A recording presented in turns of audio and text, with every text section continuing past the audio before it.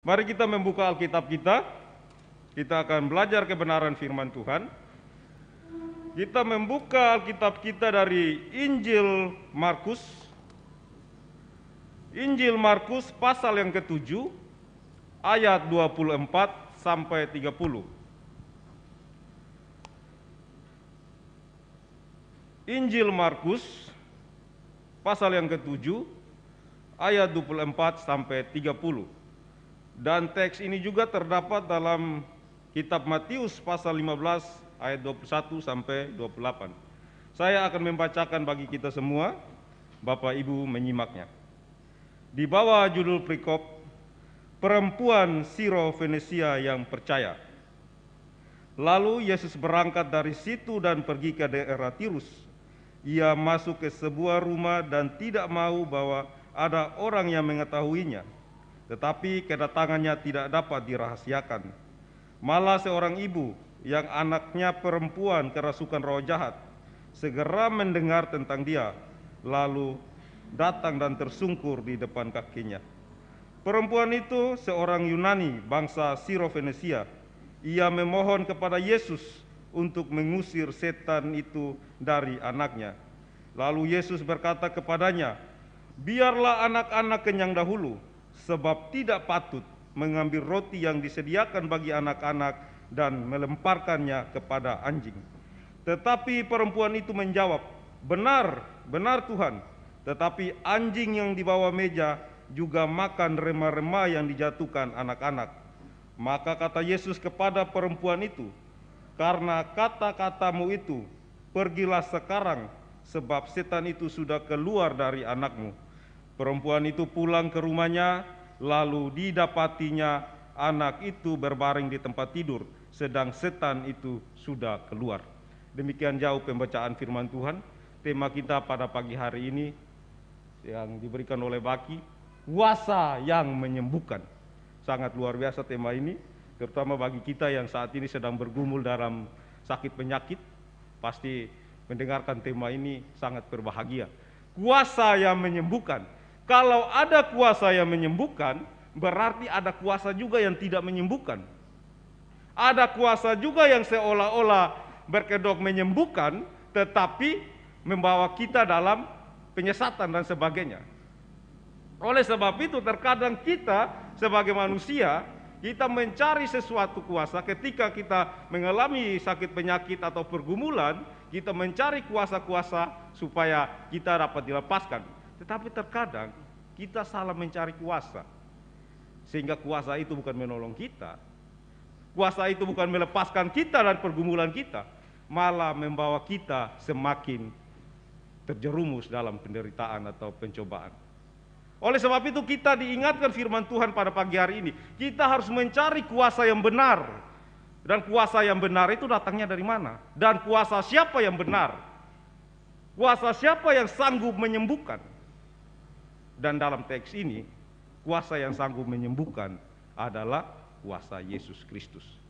Sebelum lebih jauh, ada hal menarik kita melihat. Ini perjalanan Yesus yang berikutnya. Yesus sebelumnya membuat mujizat di Genesaret, kalau kita membaca dalam pasal sebelumnya. Dan setelah dia membuat mujizat, di situ dia menyembuhkan orang yang sakit, orang yang tuli dan sebagainya. Dia melanjutkan perjalanannya dan dia masuk ke daerah Tirus dan Sidon. Kalau kita membaca dalam Matius 15, 21-28. Dan di situ, dia pergi ke situ, perlu kita ketahui bahwa daerah Tirus dan Sidon adalah tempat yang tidak akan mendapatkan bagian atau melihat bahwa Yesus membuat mujizat. Jadi Yesus pergi ke daerah tersebut. Yesus pergi ke situ, dia pergi mencari sebuah rumah. Dan dia pergi pun diam-diam. Dia tidak mau keberadaannya diketahui orang. Apa maksudnya ini? Yesus pun pergi diam-diam dia. Dia tidak mau orang mengetahui. Karena sebelumnya, di pasal sebelumnya, orang banyak mengikut dia. Orang banyak mengikut dia bukan mau mendengarkan kebenaran firman Tuhan. Mereka hanya mau mencari kesembuhan. Jadi inti mereka mengikut Tuhan hanya fokus pada mujizat, kesembuhan dan sebagainya. Jadi Yesus ini juga menunjukkan kerendahan hati Yesus. Tetapi perlu kita ingat, Yesus melakukan semua pasti ada alasannya. dan dia bisa bertemu dengan perempuan ini. Dan kita juga melihat hal yang menarik di sini, popularitas Yesus tidak bisa disembunyikan.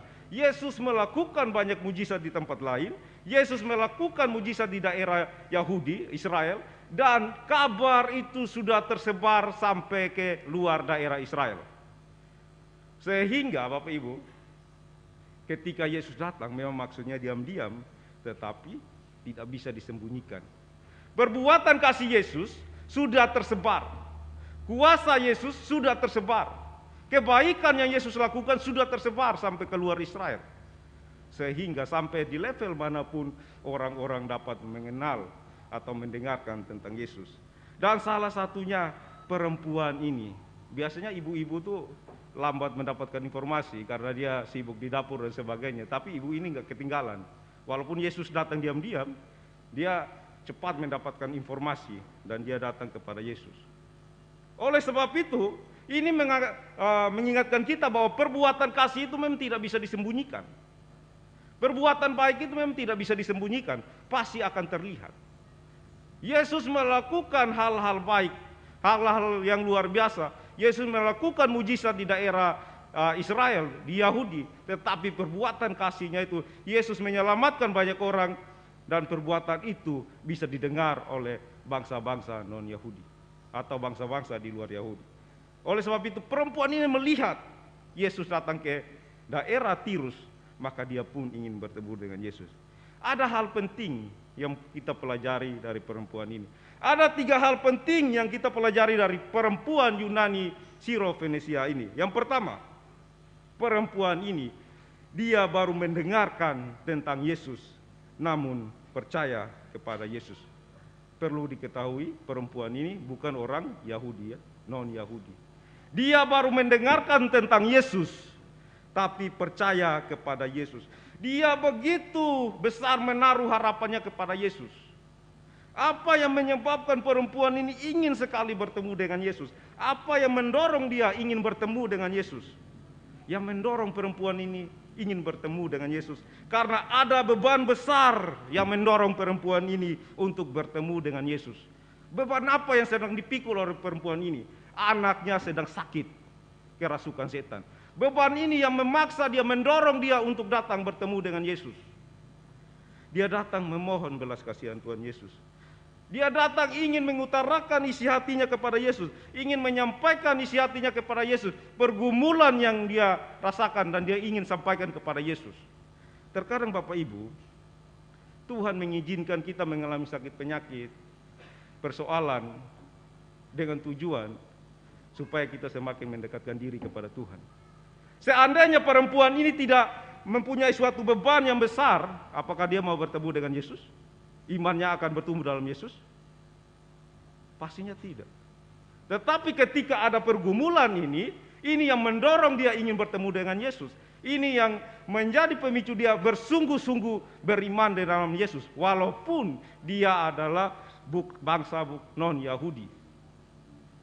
Oleh sebab itu ketika Tuhan mengizinkan peristiwa yang tidak mengenakan dalam hidup kita, sakit penyakit, pergumulan ekonomi, bergumul dalam mencari pekerjaan dan sebagainya, itu melihat itu sebagai suatu hal yang Tuhan ingin pakai supaya kita semakin mendekatkan diri kita kepada Tuhan.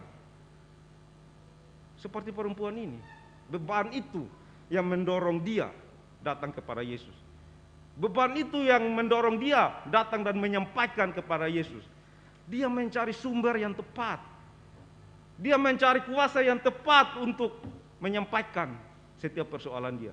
Kalau saat ini Bapak Ibu sedang sakit, sesuai dengan tema kita, kuasa yang menyembuhkan, maka itu menjadi suatu pemicu atau dorongan bagi kita semakin mendekatkan diri kepada Tuhan. Karena di dalam Yesus ada kuasa yang menyembuhkan. Karena di dalam Yesus, dia mampu menyelesaikan persoalan hidup kita. Kita melihat di sini, perempuan ini membawa setiap pergumulannya kepada Yesus. Apakah Bapak Ibu sudah lama mengikut Yesus? Kita mungkin dari kecil sudah percaya kepada Yesus Kristus. Ketika ada pergumulan, tantangan hidup, kita seperti perempuan ini tidak.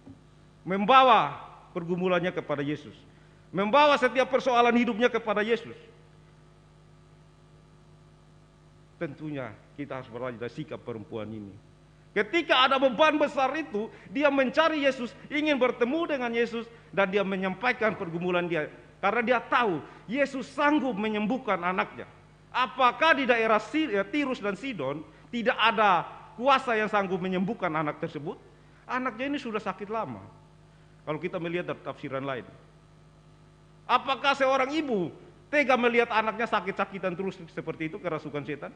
Tentunya ibunya ini sudah banyak melakukan upaya. Tapi kuasa-kuasa itu tidak sanggup untuk menyembuhkan. Sehingga dia butuh kuasa yang besar, kuasa yang mampu menyembuhkan anaknya. Dan kuasa itu terdapat hanya di dalam Yesus. Perempuan itu menyadari bahwa kuasa Yesus yang sanggup atau menyembuhkan anaknya. Ada seorang pengemis, kakek tua. Dia membawa sekarung beras, padi, beras lah.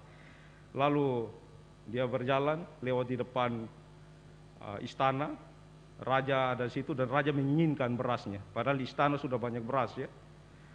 Lalu dia mengambil paksa beras yang dibawa dipikul oleh kakek tua tersebut.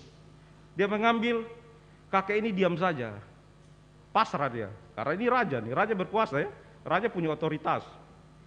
Dia pergi, lalu dia pulang. 2 bulan kemudian raja mulai sakit. Sakitnya tangannya gatal-gatal, mulai dari jari, gatal-gatal, luka, putus. Dia panggil tabib istana. Oh, ini penyakit ini nggak bisa disembuhkan. Mereka melakukan berbagai cara tapi tidak bisa. Gatal-gatal, putus lagi di bagian lengan sini, di sendi, setiap sendi putus. Raja mulai stres. Panggil semua orang yang hebat, tabib-tabib yang hebat di kerajaan tersebut. Tidak ada yang bisa menyembuhkan. Tangannya sudah mulai puntung, sudah sampai sini putus, gatal, luka, busuk dan putus. Akhirnya ada seorang tabib datang, kebetulan dia ini percaya kepada Tuhan, Yesus. Dia bertanya kepada raja, coba baginda raja pikirkan, dalam beberapa bulan terakhir, apakah raja pernah berbuat dosa? Raja berpikir-pikir, oh iya, saya pernah mengambil paksa beras dari seorang kakek tua. Langsung tabib tersebut berkata, oh itulah penyebab tangan Tuhan atau luka di tubuh Tuhan tidak mau sembuh. Cobalah Tuhan minta maaf. Jadi raja tersebut mencari kakek tua tersebut lalu meminta maaf. Dia meminta maaf tapi kakek tua tersebut berkata, sebelum raja meminta maaf, saya sudah meminta maaf. Tapi raja tersebut penasaran, apa yang ada di benak kakek tua itu ketika saya mengambil berasmu? Kakek tua tersebut, saya hanya berdoa. Raja tersebut penasaran, apa doanya? Kakek tua itu berdoa dengan sangat simpel dan singkat. Dia berdoa seperti ini, Tuhan, raja sudah menunjukkan otoritasnya, raja sudah menunjukkan kuasanya. Dia mengambil beras yang saya bawa. Saya memohon kepada Tuhan, Tuhan tunjukkan otoritas Tuhan, Tuhan tunjukkan kuasa Tuhan. Dan Tuhan tunjukkan kuasa Tuhan, dan ternyata kuasa Tuhan melebihi dari kuasa raja tersebut. Artinya di sini kuasa Tuhan itu lebih tinggi dari segala kuasa yang ada di dunia ini. Kadang-kadang kita mencari kuasa-kuasa lain untuk menyelamatkan hidup kita, menolong kita. Tetapi terkadang kita salah. Hanya kuasa Yesuslah yang mampu menolong kita dan menyelamatkan kita dan yang mampu menyembuhkan kita. Oleh sebab itu, Bapak Ibu Saudara-saudara, jangan salah mencari kuasa. Hanya kuasa Tuhan yang mampu menolong kita. Yang pelajaran yang kedua yang kita pelajari dari perempuan ini adalah ia memiliki sikap yang rendah hati. Ketika dia datang memohon kepada Tuhan, dia datang tersungkur di kaki Yesus. Markus 7 ayat 25. Dia datang memohon, menunjukkan ketidaklayakannya di depan Yesus. Dia memohon sungguh-sungguh kepada Yesus. Dia menunjukkan kerendahan hatinya. Tetapi kita melihat respon Yesus di sini. Kita melihat respon Yesus di sini ketika perempuan ini memohon kepadanya. Dalam Matius 15 ayat 23 katakan, tetapi Yesus sama sekali tidak menjawabnya. Ketika perempuan ini sudah datang, tersungkur di kaki Yesus, memohon belas kasihan Tuhan, Yesus tidak menjawab sama sekali. Dia sudah memohon kepada Yesus. Yesus tidak menjawab sama sekali. Tantangan terbesar bagi seorang pendoa, baik Bapak Ibu, saya dan semua yang ada di sini, tantangan terbesar bagi seorang pendoa ketika dia berdoa, doanya tidak didengar atau tidak dijawab oleh Tuhan. Tentunya kalau tidak dijawab oleh Tuhan, kita perlu introspeksi diri kita. Apa yang salah? Ada alasan doa kita tidak jawab oleh Tuhan. Yang pertama, kita bukan anak Bapa. Kita berdoa, Bapa kami yang di sorga. Kita menyebut Bapa. Hanya anak yang berhak meminta kepada Bapa. Jadi kita introspeksi diri kita. Status kita sudah sebagai anak Bapa atau belum? Atau anak yang lain? Anak iblis ke, anak setan atau anak yang lain. Jadi status kita harus benar. Yang kedua, doa tidak dijawab. Mazmur 66 ayat 18. Seandainya ada niat jahat di dalam hatiku, Tuhan tidak akan mendengarkan. Mazmur 66 ayat 18. Seandainya ada niat jahat dalam hatiku, Tuhan tidak mau mendengarkan. Jadi kalau kita berdoa, ada niat jahat di dalam, kita berdoa untuk balas dendam, kita berdoa untuk menyusahkan orang lain, Tuhan tidak akan mendengar. Mendengar saja tidak, apalagi menjawab. Ada niat jahat dalam hati, Tuhan tidak akan mendengar. Alasan yang berikut doa tidak dijawab, kita salah meminta. Yakobus 4 ayat 3. Kita meminta kepada Tuhan hanya untuk memuaskan hawa nafsu kita. Kita meminta kepada Tuhan hanya untuk memenuhi keinginan daging kita. Ini juga Tuhan tidak mau mendengar. Yang berikutnya, ini yang menarik, alasan doa tidak dijawab. 1 Petrus 3 ayat 7. Tidak saling menghargai pasangan suami istri dalam pernikahan. Kalau yang muda-muda belum menikah, bebas dari ayat ini. Tidak saling menghargai, tidak saling menghormati, tidak sehati dalam rumah tangga dan sebagainya. Ketika dia meminta kepada Tuhan, Tuhan tidak mendengar. Jadi Bapak Ibu yang sudah berkeluarga, meminta kepada Tuhan harus sehati bersama suami istri, sepakat, berdoa bersama-sama, minta kepada Tuhan, Tuhan pasti jawab. Kalau tidak sehati, tidak saling menghormati, tidak saling mengasihi, maka Tuhan tidak mau mendengarkan doa. Oleh sebab itu, perempuan itu sudah datang, tersungkur di kaki Yesus. Tetapi kita melihat sikap Yesus di sini. Yesus seolah-olah tidak mengharapkan. Yesus tidak menjawab. Dan dia terus memohon. Akhirnya kita melihat jawaban Yesus. Yesus menjawab, Matius 15 ayat 24. Aku diutus hanya untuk domba-domba yang hilang dari Israel. Lalu perempuan itu menjawab lagi. Tetapi perempuan itu mendekat dan berkata kepada Tuhan, Tuhan tolonglah aku. Begitu sungguh-sungguh perempuan ini memohon. Tuhan tolonglah aku. Lalu Tuhan berkata lagi, Yesus berkata, tidak patut roti yang disediakan bagi anak-anak dilemparkan kepada anjing. Dalam Markus berkata, biarlah anak-anak itu kenyang dahulu. Jadi di sini Yesus membuat suatu analogi. Orang Yahudi disebut sebagai anak-anak. Orang non-Yahudi disebut sebagai anjing. Apakah perkataan Yesus ini kasar? Di bangsa mana, di belahan manapun, kalau perkataan anjing itu tetap kasar ya. Berkata, tidak patut roti yang disediakan untuk anak-anak diberikan kepada anjing. Artinya apa di sini Bapak Ibu? Memang keselamatan itu, kesembuhan mujizat yang Yesus berikan itu memang hanya pertama-pertama hanya ditunjukkan hanya kepada orang Israel, orang Yahudi, dan bangsa-bangsa lain belum mendapatkan bagian itu. Setelah Yesus mati di kayu salib, baru bangsa-bangsa lain bisa mendapatkan bagian keselamatan itu. Apakah Yesus sedang berkata kasar di sini? Bangsa Israel mempunyai suatu penyakit, yaitu etnosentrisme, yaitu kebanggaan terhadap budayanya. Dia menganggap bahwa dialah bangsa pilihan Tuhan dan dialah unggul dalam segala hal. Dan dia juga menganggap bahwa iman hanya ada di dalam bangsa Israel. Dan di luar dari bangsa Israel atau non-Yahudi dikatakan atau diibaratkan najis seperti anjing. Jadi pada waktu itu Yesus sedang tidak berkata kasar. Yesus hanya menyampaikan kebiasaan umum pada waktu itu. Orang Yahudi menganggap orang di luar Yahudi atau non-Yahudi dengan sebutan kata anjing. Tidak patut roti yang disediakan bagi anak-anak diberikan kepada anjing. Keselamatan yang diberikan, yang disediakan bagi anak-anak Tuhan diberikan kepada bangsa lain. Perempuan itu menyadari. Dia berkata, benar Tuhan, memang roti itu disediakan bagi anak-anak, tetapi anjing di bawah meja pun memakan remah-remah yang dijatuhkan oleh anak-anak. Luar biasa. Sudah mendapatkan penolakan dari Tuhan Yesus. Pertama dia memohon, Tuhan tidak mendengarkan, tetapi terus memohon seolah-olah Tuhan menolak. Dan Tuhan juga seolah-olah menolak dengan perkataan yang kasar.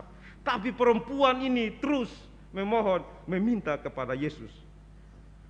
Memang benar prioritas pelayanan Tuhan Yesus itu awal-awalnya hanya tertuju kepada bangsa Israel. Kita baca dalam Matius 10 ayat 5 sampai 6. Saya membacakan begitu. Matius pasal yang ke-10 ayat 5 sampai 6. Yesus mengutus ke-12 rasul. Ke-12 murid itu diutus oleh Yesus dan ia berpesan kepada mereka, janganlah kamu menyimpang ke jalan bangsa lain atau masuk ke dalam kota orang Samaria, melainkan pergilah pada domba-domba yang hilang dari umat Israel. Jadi prioritas pelayanan Yesus dan murid-murid pada waktu itu fokusnya hanya kepada bangsa Yahudi. Tirus dan Sidon itu sudah di luar dari bangsa Yahudi Israel. Jadi kalau kita melihat bangsa dan Yahudi, Tirus dan Sidon tidak termasuk dalam bagian merasakan kasih Tuhan. Jadi awalnya fokus pelayanan Yesus hanya untuk non orang Yahudi.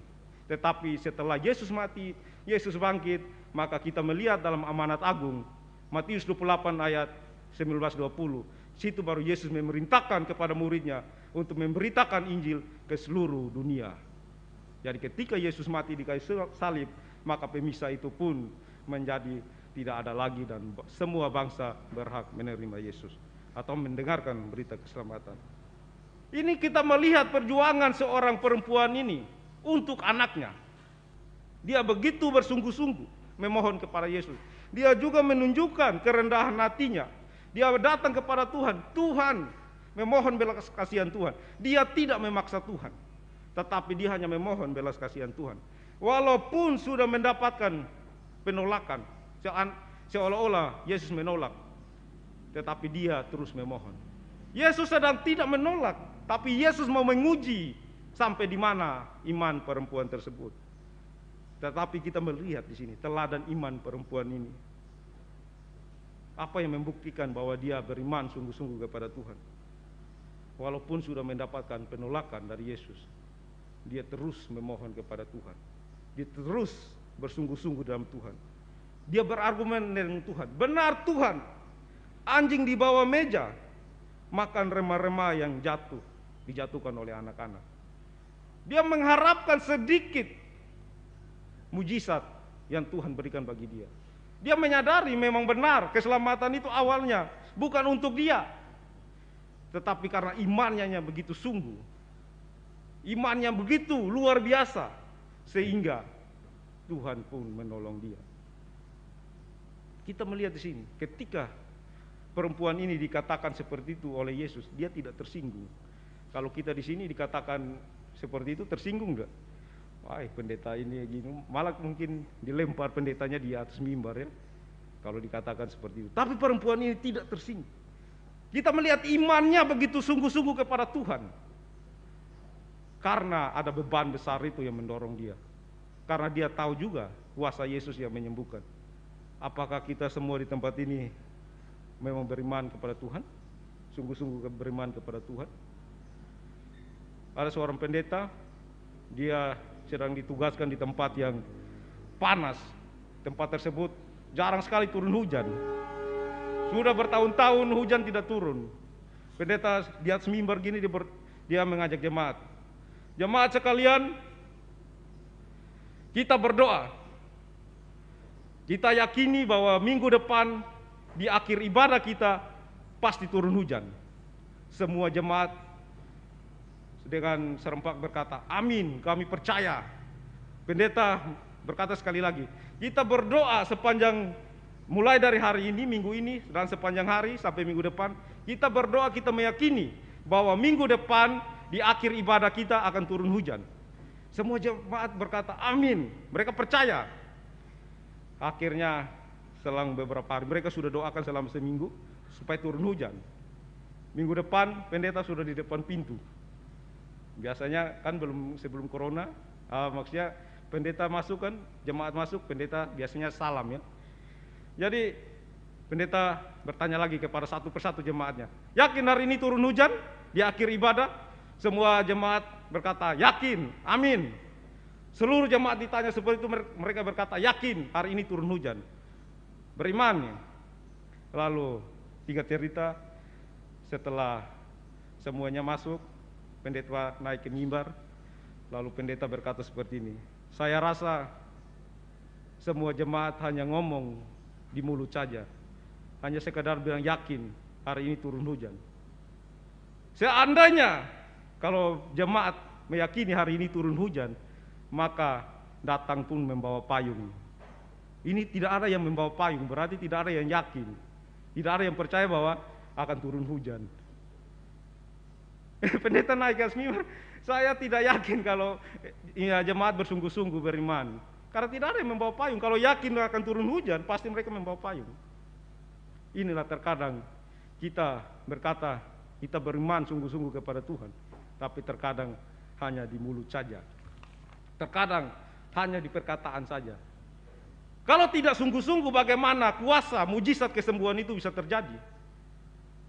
Orang yang sungguh-sungguh percaya, baru kuasa itu bisa terjadi seperti perempuan ini.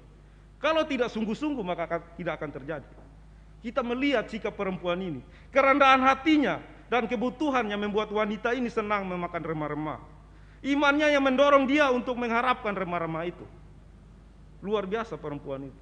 Tapi di sini juga Yesus mau menekankan kepada perempuan itu dan kepada kita semua yang ada di sini, bahwa orang yang dipermuliakan Tuhan terlebih dahulu akan direndahkan dan dibuatnya sadar akan kehinaan dan ketidaklayakannya. Orang yang dimuliakan Tuhan, terlebih dia akan direndahkan, dibuatnya sadar akan kehinaannya, baru dipermuliakan.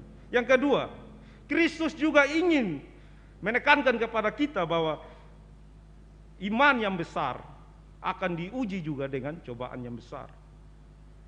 Iman yang besar akan diuji pula dengan cobaan yang besar. Sesudah diuji, maka kita akan timbul seperti emas. Iman yang besar akan diuji dengan cobaan yang besar. Perempuan ini imannya sangat besar, diuji oleh Tuhan. Kita melihat dalam tokoh Alkitab juga, atau kita melihat dalam Ibrani pasal 11, di situ menceritakan tentang tokoh-tokoh iman. Tokoh-tokoh iman, kita ambil contoh salah satunya Abraham. Ketika dia diutus Tuhan dari Ur Kasdim, Tuhan hanya menyuruh dia, pergilah ke tempat yang akan kutunjukkan kepada Tuhan. Karena iman dia pergi. Dia tidak tahu tempatnya di mana, dia sudah pergi. Tetapi bukan hanya sampai di situ. Tuhan mau menguji sebesar apa imannya kepada Tuhan dengan mempersembahkan anaknya Ishak. Dan di situ, walaupun itu anak satu-satunya, Abraham mau menyerahkan untuk Tuhan. Sini imannya teruji. Di sini imannya teruji sehingga Tuhan mempermuliakan. Contoh berikutnya Ayub juga. Ketika Tuhan sudah mengizinkan segala sesuatu terjadi dalam dirinya, istrinya sudah meninggalkan dia, hartanya sudah habis, anak-anaknya sudah gak ada lagi dan sebagainya, dia tetap masih beriman, bersungguh-sungguh kepada Tuhan. Dia masih mampu berkata, Tuhan yang memberi, Tuhan yang mengambil. Terpujilah nama Tuhan. Luar biasa imannya. Dia masih memuji Tuhan ya. Kata yang terakhir itu, terpujilah nama Tuhan. Tuhan yang memberi, Tuhan yang mengambil, terpujilah nama Tuhan. Dalam penderitaan itu, dia mampu memuji Tuhan. Dan kita melihat dalam Ayub 42, pasal 42, di situ Tuhan memuliakan. Tuhan membuat dia merasakan berkat yang lebih dahsyat lagi. Oleh sebab itu iman yang besar akan diuji juga dengan cobaan yang besar. Kalau kita tahan, maka kita akan timbul seperti emas. Oleh sebab itu, Bapak Ibu Saudara-saudara, dalam pembacaan firman Tuhan kita, pembelajaran firman Tuhan pagi hari ini, mujizat terjadi ketika kita percaya.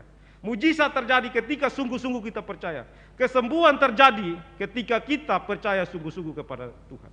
Jika Bapak Ibu saat ini mengalami pergumulan dan sakit penyakit, sungguh-sungguh percaya kepada Tuhan, berobat ke dokter, dan sungguh-sungguh percaya kepada Tuhan, maka mujizat akan terjadi. Kalau kita melihat kesaksian Penatua Sofian Panggabean, ya, ada di YouTube tuh, ya, itu dokter sudah berkata, ya, hanya mujizat Tuhan yang bisa menyelamatkan Pak Sofian, ya, tapi luar biasa, karena sungguh-sungguh keluarga sungguh-sungguh berdoa, akhirnya Pak Sofian bisa sehat kembali. Orang yang sungguh-sungguh percaya kepada Tuhan, maka mujizat akan terjadi. Jika Tuhan mengizinkan kita menghadapi pergumulan, maka lihatlah itu sebagai cara Tuhan supaya kita mendekatkan diri kita kepada Tuhan. Teruslah memohon kepada Tuhan sampai Ia mendengarkan doa kita. Perempuan ini dia berdoa dengan kasih, dia berdoa dengan rendah hati, dia berdoa dengan iman yang kuat, dan dia berdoa dengan tekun, maka kesembuhan atau mujizat terjadi. Bahkan Tuhan Yesus menguji iman perempuan ini. Ibu ini mendapatkan pujian dari Tuhan. Hai ibu, besar imanmu. Luar biasa, Tuhan memuji iman perempuan ini. Karena buah dari imannya yang begitu besar, dia pun mendapatkan, anaknya pun mendapatkan kesembuhan. Oleh sebab itu Bapak Ibu Saudara-saudara, sungguh-sungguh beriman kepada Tuhan, tekun dalam doa, percaya sungguh-sungguh, maka kuasa Tuhan itu akan terjadi dalam hidup kita. Kuasa Tuhan itu akan menolong kita. Mari kita bersatu dalam doa.